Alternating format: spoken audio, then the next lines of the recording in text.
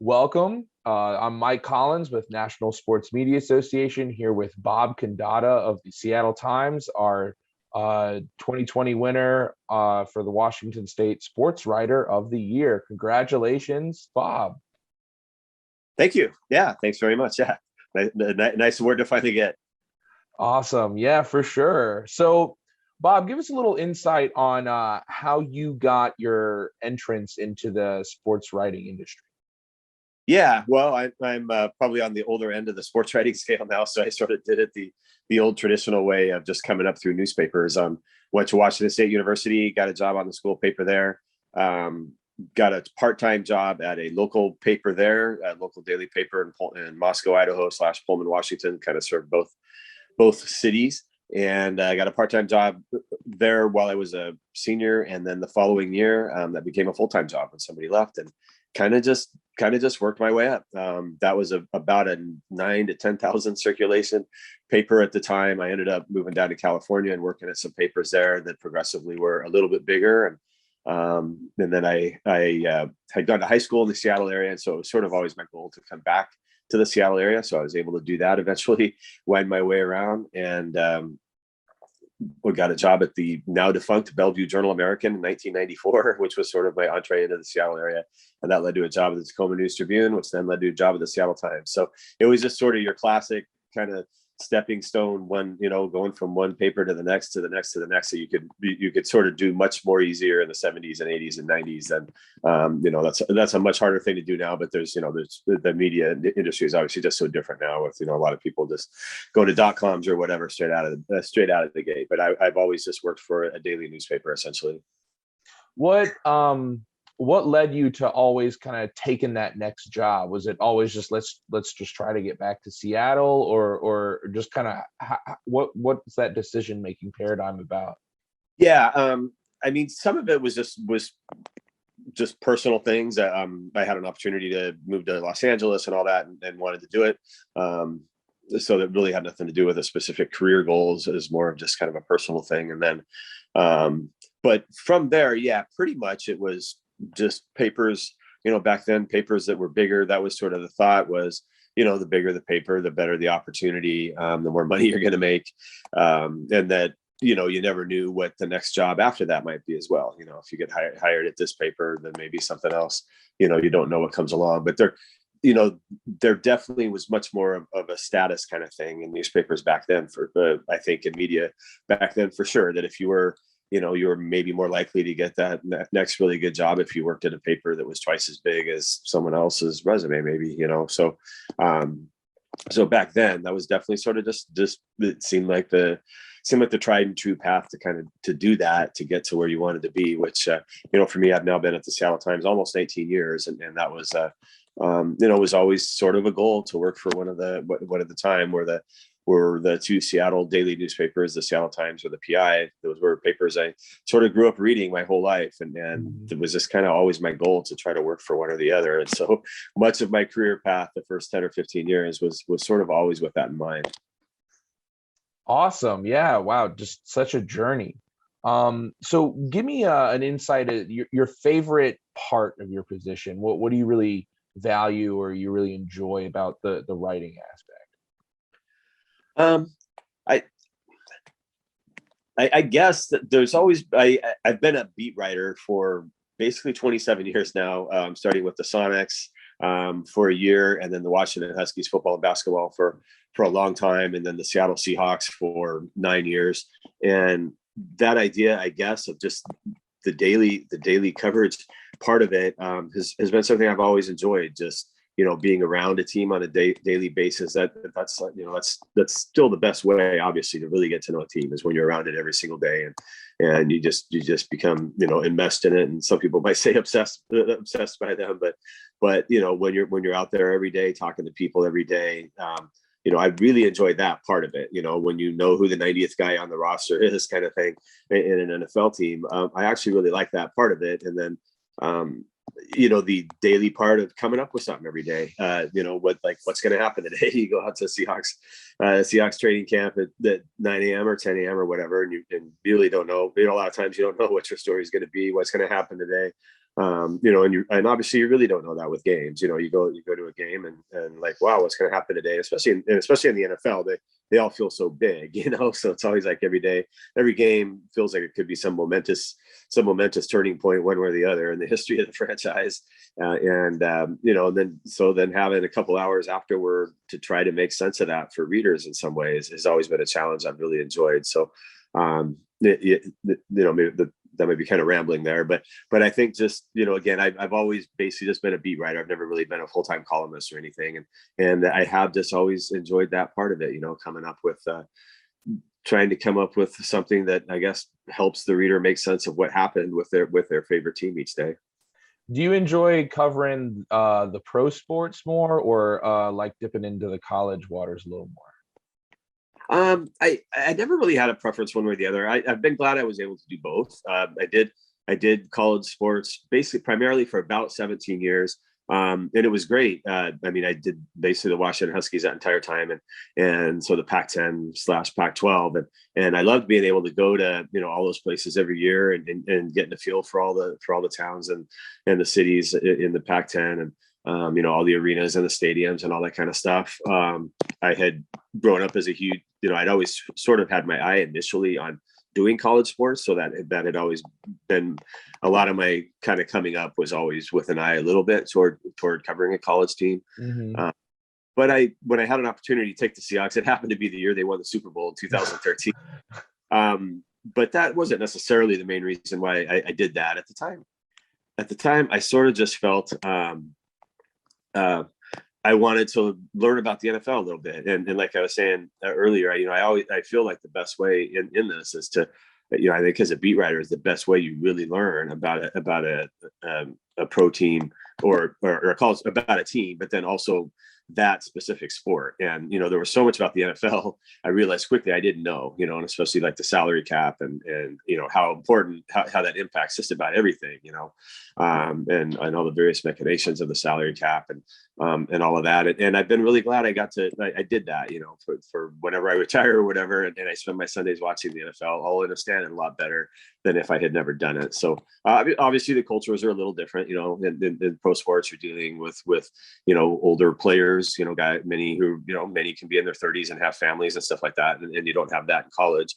But there's things that are great about both those. College players can be really kind of fresh and wide-eyed and much more innocent than pro athletes who, most of them realize that it's obviously it's a business first and all that, and so maybe they're a little bit more jaded to talk to or whatever.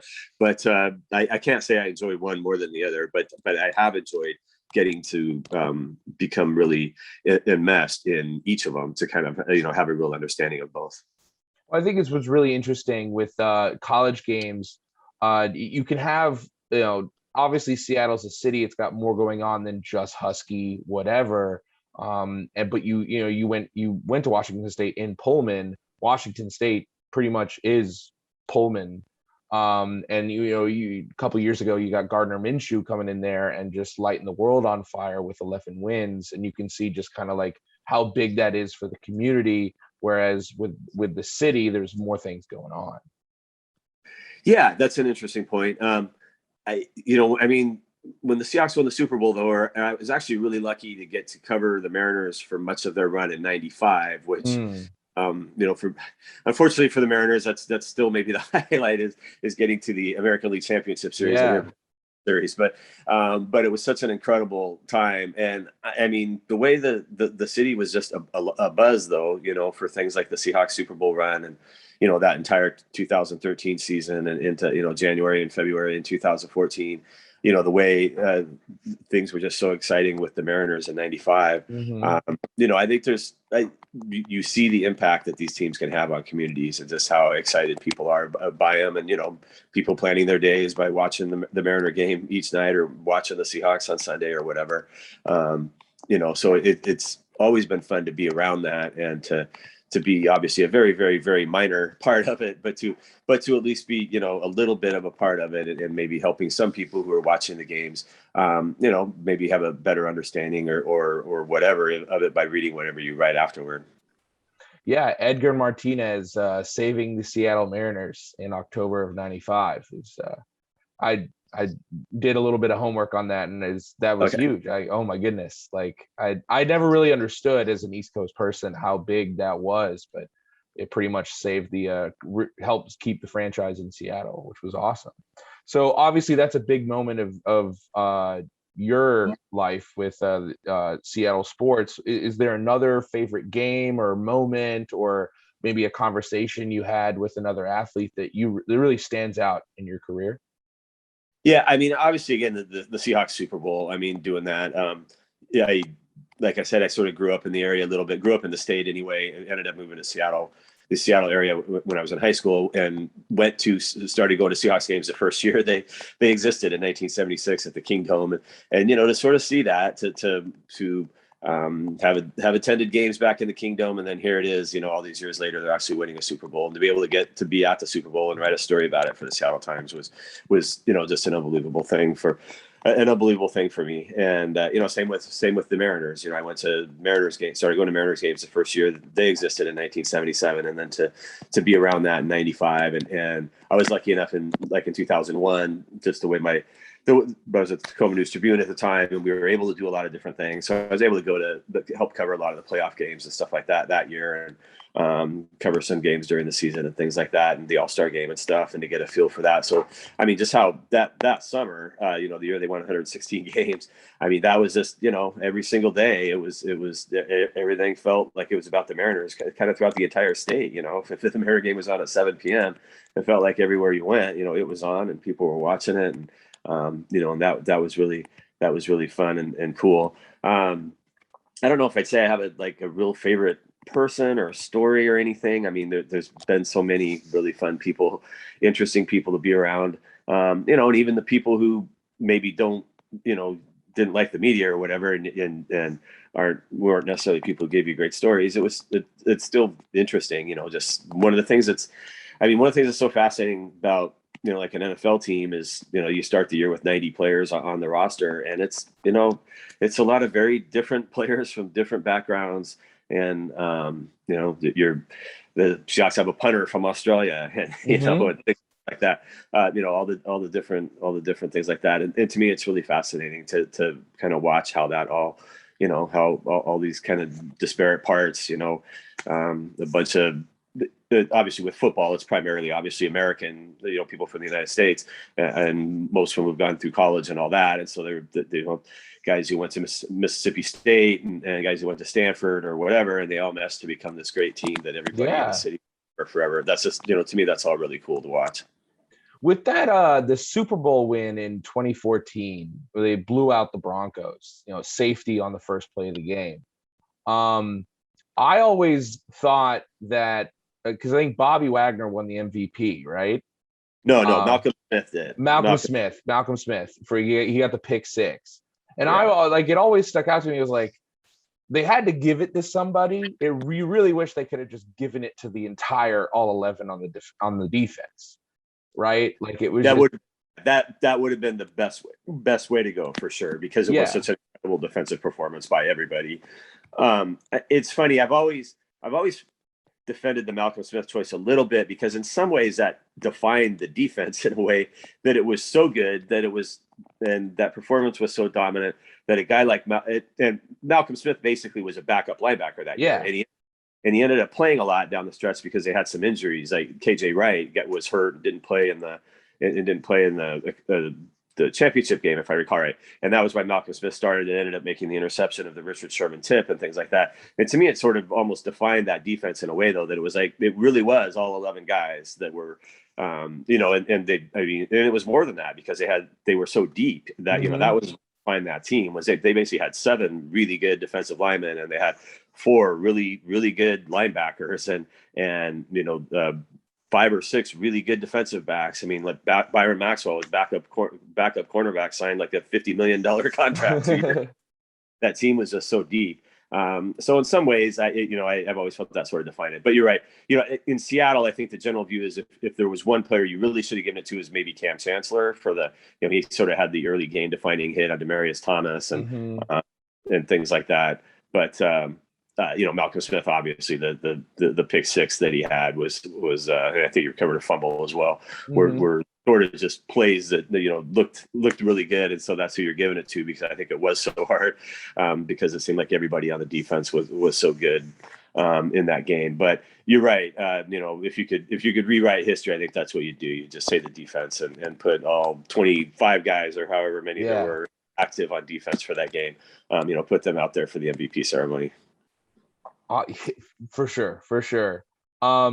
So to close us out, any advice you want to give to the emerging college sports writer, sportscaster, someone coming up young and hungry in the game?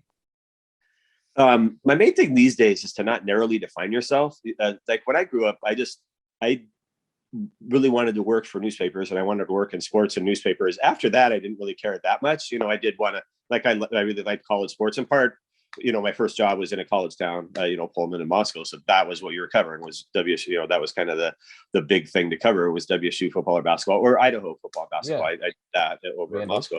But to me, they were equally cool and fun to cover, and I liked all of it.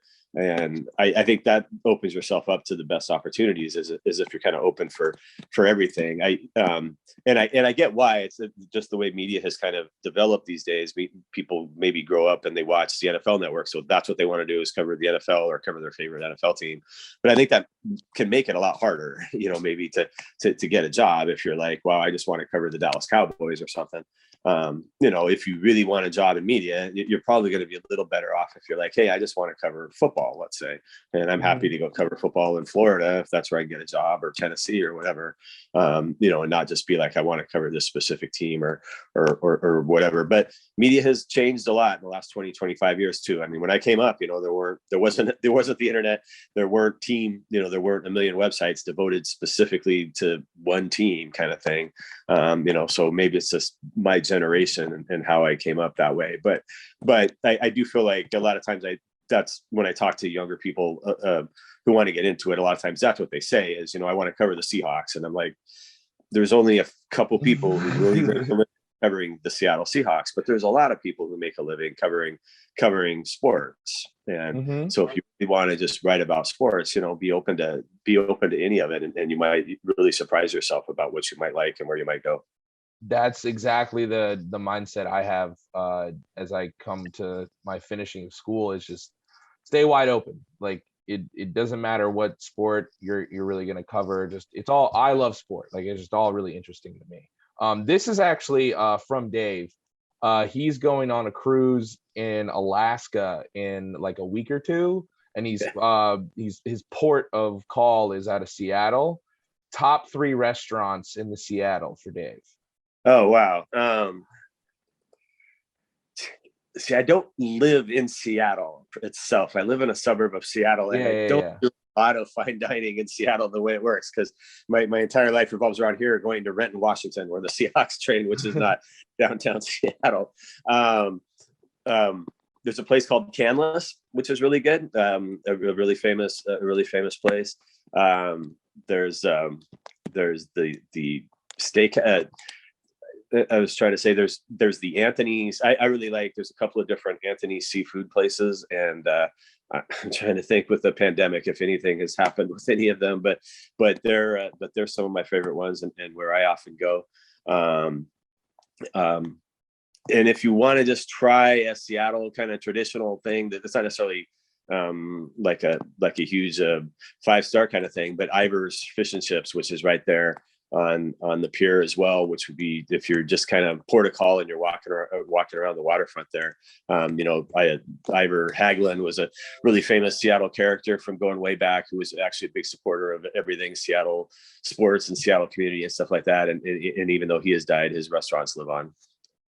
I think we lost your video there for a hot sec. Okay, there we go. Awesome. Right.